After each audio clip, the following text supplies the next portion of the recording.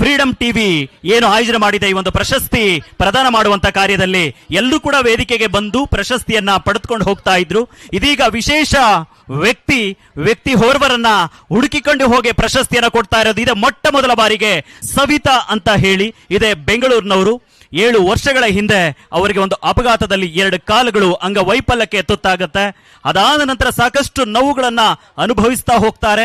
ಕಳೆದ 2 ವರ್ಷಗಳ ಹಿಂದೆ ಕೈ ಕೂಡ ಅವರಿಗೆ ಮತ್ತೊಂದು ಅಪಘಾತದಲ್ಲಿ ನೋವು ಮಾಡ್ಕೊಳ್ತಾ ಹೋಗ್ತಾರೆ. ಹೀಗೆ ಸಾಕಷ್ಟು ನೋವುಗಳನ್ನ ಎದುರಿಸ್ತಾ ಆಕೆ ಇವತ್ತು ಕೂಡ ಅಂಗವೈಫಲ್ಯದಲ್ಲಿ ಸ್ಪರ್ಶ ಇಲ್ಲದೆ ಸಾಕಷ್ಟು ಹೋರಾಟದ ಬದುಕನ್ನ ದಾಟಿ ಬಂದಿದ್ದಾರೆ. ಅವರೇ ಸವಿತಾ ಅಂತ ಹೇಳಿ ನಮ್ಮ ಮುಂದೆ ಒಂದು ಸ್ಟಾಲ್ ಅನ್ನ ಹಾಕೊಂಡಿದ್ದಾರೆ. ವೃತ್ತಿಯಲ್ಲಿ ಅವರು ಒಂದಷ್ಟು ಅಂಗವಿಕಲತೆಯನ್ನ ಕಂಡರೂ ಕೂಡ ಎಲ್ಲೋ ಒಂದ್ ಕಡೆ ಬದುಕನ್ನ ಕಟ್ಕೊಳ್ಬೇಕು, ಸ್ವಾವಲಂಬನೆ ಜೀವನವನ್ನ ರೂಪಿಸ್ಕೊಳ್ಬೇಕು ಅಂತ ಹೇಳಿ ಮಣ್ಣಿನ ಮಣಿಹಾರಗಳನ್ನ ಒಂದಷ್ಟು ಬೇರೆ ಬೇರೆ ಒಂದಷ್ಟು ಕುಶಲ ಕರ್ಮಿಗಳನ್ನ ಕಲೀಲಿಕ್ಕೆ ಶುರು ಮಾಡ್ತಾ ಹೋಗ್ತಾರೆ.